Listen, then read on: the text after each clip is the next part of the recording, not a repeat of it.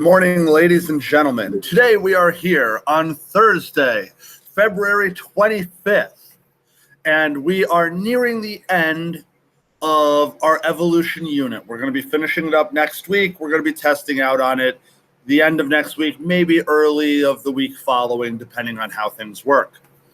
But today we're going to go over a really interesting example of natural selection. And this in particular is going to be one that stumped Charles Darwin when he was building his theory. And he spent like 30 years putting the evidence together to try to support it. And he knew he still had a problem. He knew there was something that he could not explain, that did not fit with his theory, and it drove him kind of nuts at times because he just could not make his theory of natural selection and all the sense that it made in every other context. He couldn't make it fit with the evidence that he was seeing in the field. And so today, ladies and gentlemen, we are going to dive into that. We've got a lab that's based on it, and I hope that you will stick around for the entire thing. So, starting off, as always, in Schoology, we are in Unit 5 for Evolution. Week 3, and now we're going to be down here to sexual selection, the lab, and the turn-in. So let's start with the basic idea. In nature, this is what you tend to see, right? You see the spider, that's the top left with the yellow circle around it marked so you can see it because it blends in so well. We see things like the bullfrog, once again, blending in really well with that environment. We see it because humans are really good at identifying patterns, but a lot of other animals are not. And so if it blends in and it doesn't move, it is invisible to them. In the middle, on the bottom, what you're actually seeing there is an owl. And if you take a minute, you'll probably see it. It's right in the middle of the picture, sitting there with its eyes shut because it's daytime. But you'll notice that, wow, it really blends in well with the tree that it calls home. All right, this is how animals work. This is how natural selection works. Everything about Darwin's theory works with this aspect that you're seeing over here. God, I hope I'm pointing in the right direction. I may not be. Technology! All right, and improper testing on my part. All right, but there's a problem because in nature, you also find examples like this. All right, this is a little tiny jumping spider, smaller than your pinky nail, very small. But look at those iridescent, bright colors all over it. Those do not help it blend in and hide from predators. And we see examples of this all over in the animal kingdom. You see some animals that have super bright colors. All right, so we test this one. It's not poisonous. Like, it doesn't have poison inside it. If something eats it, they are not then afflicted with the poison. This is just a situation where this spider has those super bright colors for some reason. Or a peacock. When we take a look at a peacock here, that massive, the fan of feathers that it's got on its tail could be 10 feet long, open up to be almost 12 feet wide, iridescent blues and greens, incredibly long, incredibly heavy, takes a lot of materials for that peacock to grow that massive, beautiful tail. But why would it have it? That tail is a problem. It is not a solution. Because peacocks live in the exact same places that tigers live. That's where they're from, Southeast India. Tigers love to eat peacocks. Absolutely love it. And that massive tail is a problem because the tiger doesn't need to catch the bird, it just needs to catch the tail. So now the bird is slower, more likely to be seen, more likely to be caught. This does not mesh with any form of natural selection as we understand it. And Darwin accepted that. He had a quote: "The sight of a feather in a peacock's tail, whenever I gaze at it, makes me sick." And that's because when he saw it, he knew it did not fit with his theory. He knew his theory was right. There was enough evidence for it that one thing against it can't disprove it. But at the same point, something wasn't meshing. And in Darwin's life, he never quite figured it out. So let's do this scientifically. Let's do the pros and the cons of the peacock and its tail. All right, so the pros, the good side, what that tail does that increases its chance for survival. There are no pros. There's nothing that tail does that actually helps the bird to survive. All right, well then what about the cons? What are the bad things that this tail does? Well, it kills its ability to hide, makes it easier to catch, and it takes a lot of energy. A lot of the food that they eat has to go into the production of the tail instead of muscles, instead of immune system, instead of all those other things that a living thing could build with those resources. Instead, they're building that giant tail. So that means that having the tail is going to make survival less likely.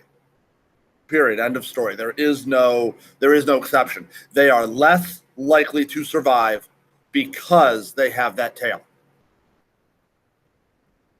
So then you have to think, these two things must balance out, right? There's a lot on the con side right now. It is very heavily skewed, but yet we know they have that tail, which means something has to balance out all of those cons to make this worthwhile. And this is what Darwin just could not wrap his head around. Remember, I told you guys, Darwin was not a super genius Einstein level guy. He was the right guy at the right time in the right place. But by no means was he a genius. And so he had a lot of trouble, namely due to his time period. Darwin did not have a high opinion of women in general, which, as much as I hate to say it, is kind of normal for that time period. Thank heavens we've moved onward from it.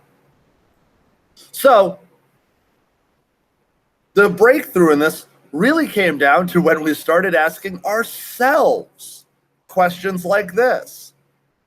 If girls say all guys are the same, why are they so picky? Or the tank top there that says, sorry, I only like boys with loads of tattoos. Could it be maybe that this tail that the peacock has is not there to guarantee its own survival?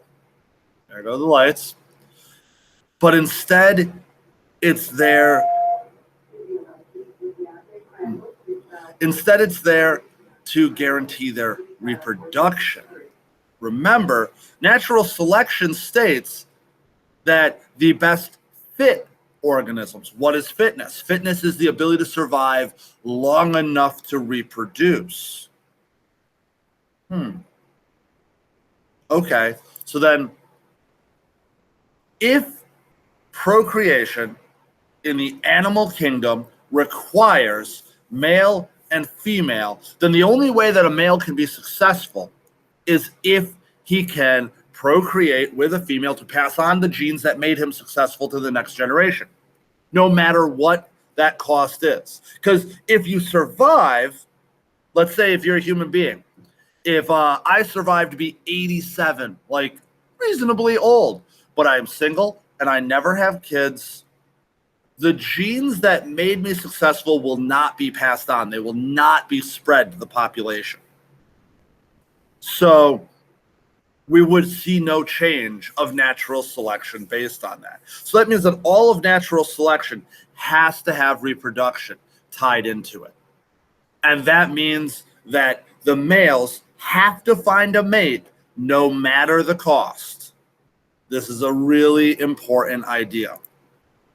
Here's a male wood deck. duck on the left.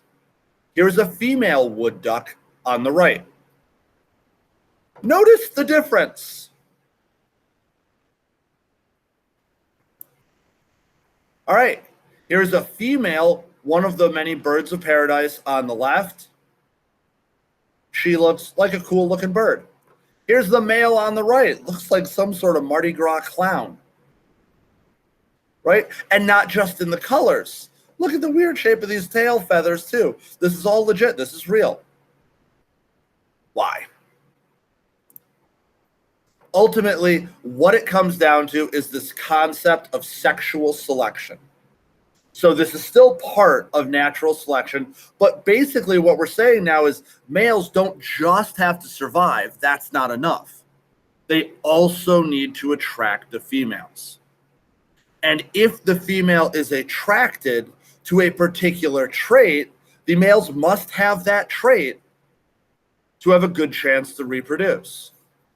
So, for instance, a male peacock that does not grow a big enough what they call train, that's the tail feathers of the male peacock, won't be picked by females. And if he is not selected, then all those traits that made him survive well don't matter because they're not being passed on. Instead, the male needs to invest energy and time and all those things into that massive train of tail feathers because that's what the girls want. And if he doesn't have that, then none of his other traits really are going to matter. So when you see this is the male peacock, most people think the bright, pretty peacock is the female. It is not. This is the male. Here's the female. The female is this little boring looking one. Because her job is not to look pretty. Her job is to pick the prettiest boy. In reproduction, we gotta have a female involved. We, human beings, may be moving beyond that technologically in the next decade or so, but in nature, there's no exception. Birds don't have another alternative. And so the male has to have this crazy, crazy train, all of these feathers, all of this additional, I can get killed and eaten, all of this additional, I had to eat and survive so much better than most to build it. This signifies their health to the female. And the female will pick the ones that have the best trains. So this is one of those things that can negatively impact the males, but it is a required segment for them to have a chance at reproducing. And this is what Darwin could not square with, was this concept that evolution is being driven by female choosiness towards the male displays, which is interesting to think about because to humans, we tend to go the other way around. And females do more decorative things, nails, makeup, stuff like that, to attract the males. But in nature, it doesn't work that way. Interesting. I wonder why that is. Oh, probably because most of at least European society has been dominated by male influences over ever. That could change things, yeah. All right, so ladies and gentlemen, after this, we are going to move into the lab for today. I hope you folks will join me. If not, then I will see you later in class. And I hope everyone has a great day. Changing up the end there a little bit.